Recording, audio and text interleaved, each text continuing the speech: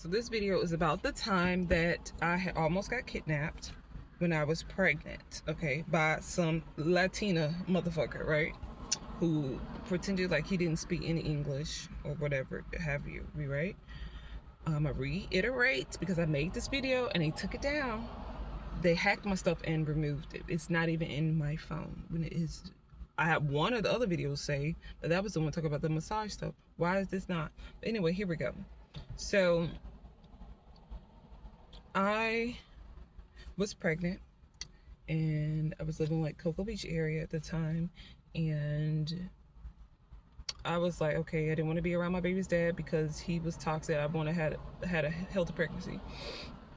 At the end of the pregnancy, I had got a nice little duplex, nested, set the house up, and my midwives told me, because I didn't have my baby in the hospital, I had her at the birthing center. They said, you need to stop driving because you can put yourself in early labor. Moving the pedals and all that can engage, contractions, right? So I had to stop driving. So I used Medicaids system where you can, they will have a vehicle or a yellow cab or whatever white cab come take you to your appointments. And I was doing that for a while. And then out of the blue, I got a Spanish dude who didn't speak English, and it was a woman in there, like his translator, and he had a regular red Nissan with a magnet on the side, like he had a personal private business. I'm like, that's odd. Right out the gate, knowing what I know about human trafficking and the sex industry and, just stuff that don't look right. I was like, that's not smart. He don't speak English. What if I need help? I can't communicate with him effectively, efficiently. How would that work? But she was there. I was like, okay, well, you got a translator. And they put women around you to make you seem like, oh, it's more comfortable. I'm pregnant. I'm like, whatever. But right out the gate, it was a red flag. Go to my appointment, whatever. Think nothing of it. And then I don't get him for a while. Then out of the blue, I get him again. I'm like, I don't like that. That's not good. That's a sign. But she wasn't with him. I was like, even worse. And I'm like, okay, well, maybe he's just going to get me to my appointment. Let me see how this works. Okay, he did what he's supposed to. He knew where he was going, blah, blah, blah. Got me there, got me back home. Didn't say nothing. I'm good. Then I get him again immediately the next time. And I would say, I don't like this. And right off the bat, I was thinking, what if I fall asleep? What if I was just like, all my natural senses was going on, that this don't look right. I said, well, okay, I'm gonna let my guard down a little bit. Like, okay, he got me to the appointment. As soon as I felt like that, he got me to the appointment because he got me there. When it's time to go home, this motherfucker take a new route. And I'm like, okay, maybe it's something else. And then we're going northbound. I'm like, hold up. 15 minutes later, I'm like, this is where I used to live. We're going northbound. We're in DeLane. We should be going southbound to Cocoa Beach, on 95. I'm like, what the fuck is it? I was like, you going the wrong way. And he's like, oh, blah, blah, blah, in his language. Oh, no, English. Oh, my God. Yeah, like, he know what, he understood a little bit, like, he know what he doing. Okay, I thought, no, that. Then I'm like, okay, we going way too far. I said, you need to turn around. I was like, I will fuck you up if you don't turn this motherfucking car around. I was like, and I'm gonna call the police. And I had a knife on me too. So I was like, shank your ass. You know what I mean? Like, I was like, we both gonna die today. Like, can you understand that? Like, and I went off, and then I put my GPS on, and I was like, I'm about to call the police. If you don't turn this car around, I will fuck you up. And then he turned the car around.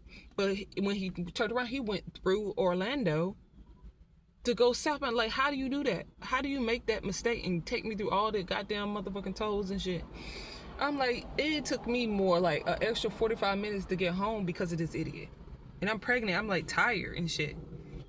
You know what I mean? So, I tell you, if it wasn't for me still kind of like stripping, like moving and doing some stripping dancing, like I stripped and danced like this the whole time, and it kept me really healthy.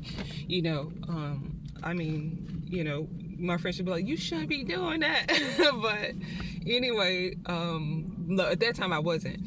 just resting and stuff. But he finally got me home, and I called the Medicaid people, and I was like, y'all don't ever send me this motherfucker. They give me another number to call to file the complaint. I was like, why are y'all giving me all these tasks to do? I was so stressed out. I was like, I got time for this, and I didn't even follow through with it. But the most important thing is that to know that the Medicaid people watch your children. Don't just let your teens and kids get into vehicles, or vulnerable type of women who are like pregnant like that. They would have got 2 for 1, because you, like, what if I would have felt asleep? And he would have had me in New York somewhere. You see what I'm saying? Y'all got to think like this. And men, y'all be like, oh, you get women pregnant. Y'all don't realize you're supposed to be responsible of the woman and the child that you got pregnant. Y'all just want a woman that's pregnant to be working and shit doing hers. It don't work like that. You see what I'm saying?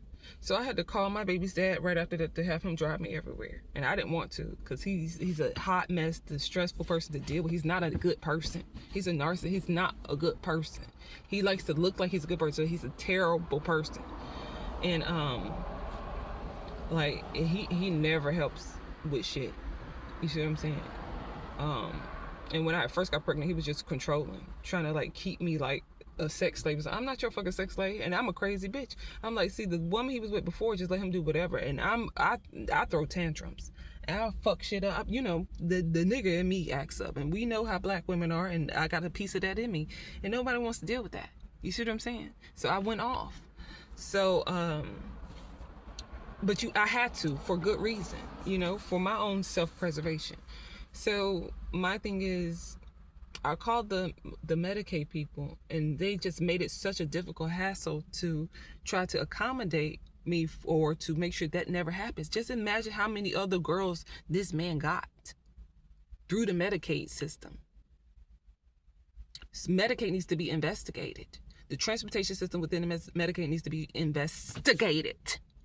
It's not a fucking joke. Missing children, missing women, missing people is going through that, and no one talks about it. No one's making videos. That's why my video disappeared. But I'm putting it out right now. Y'all need to do investigations on that shit. Where's Donald Trump? Because I know he's a big advocate for the human trafficking shit. Look into Medicaid. And then y'all gotta let these foreigners over here and do all this stupid ass shit illegally. They're not even fucking American. They don't even speak English. And y'all mad at Donald Trump because he's trying to regulate this shit to protect American citizens like me? Get the fuck out of here. Yeah, we know pieces of it is a game, but on the first hand, there's some real life shit that is happening to people individually. So because it happened to me, or it could have happened to me, or attempted to almost happen to me, made me aware, I have to put the video out. And I'm going to keep putting it out even if it get deleted.